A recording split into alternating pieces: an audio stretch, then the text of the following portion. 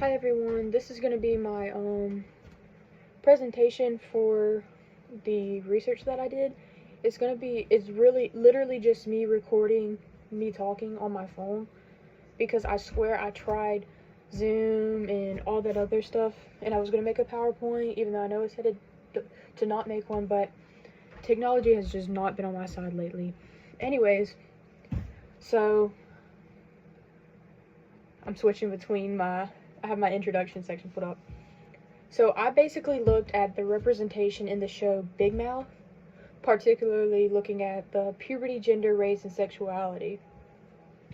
As far as my literature review goes, I focused really on how, or not my literature review. For the whole research, I looked at how viewers perceive the representation.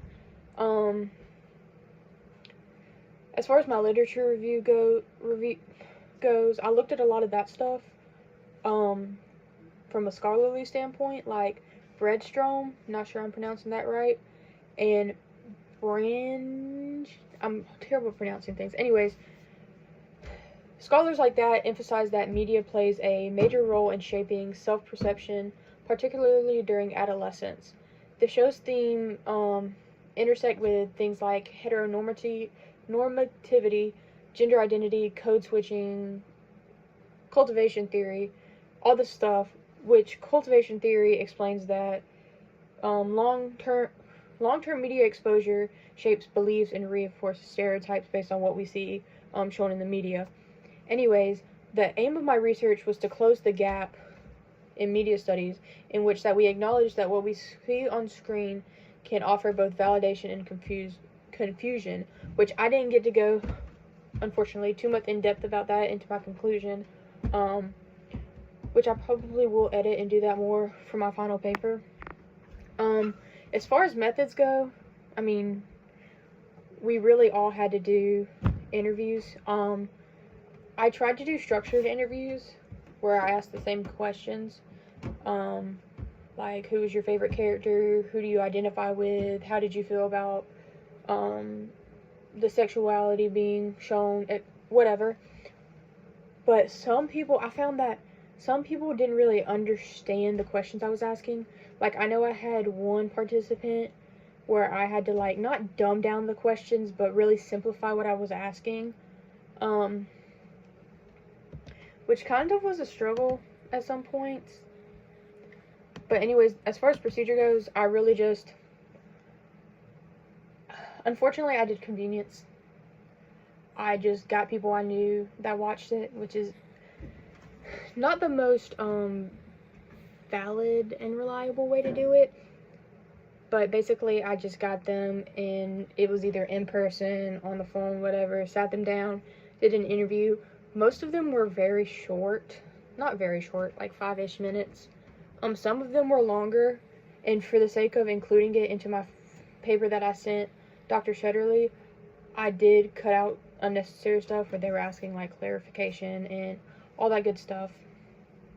As far as findings go, my exact question was, how do viewers perceive the representation of puberty, gender, race, and sexuality in Big Mouth?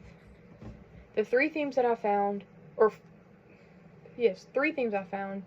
don't know why I wrote four, were relatability through characters and storylines, divided reception of LGBTQ plus representation, and uneven treatment of race and cultural identity. Just to briefly go over those, hold on. I guess, is part of the discussion, because my discussion and conclusion are not the best, and I know I need to edit that. Theme 1, relatability through humor and storylines. This was essentially where viewers connected emotionally with characters who they aligned with and had experiences with. Like, for example, a female who connected with Jessie, she related it to how her parents had gone through a divorce, and she saw Jesse's parents going through a divorce, and she felt like a connection to her on that front. The second theme was divided reception of representation. Some interviewees appreciated the inclusion of different sexualities and gender identities. Some people felt uncomfortable with how raw and out there they were. And then to briefly go over number 3, which was the uneven treatment of race and cultural identity.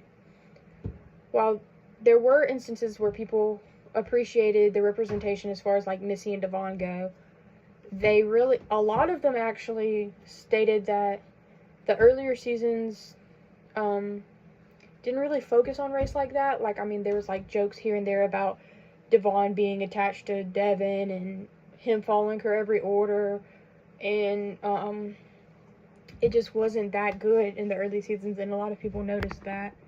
But those were essentially, I guess, the themes that I found. And as far as my conclusion goes in discussion, I really need to edit that and make it a whole lot better. But essentially, it just goes to show that people do understand the underlying themes in shows like that, the representation for puberty, sexuality, gender expression.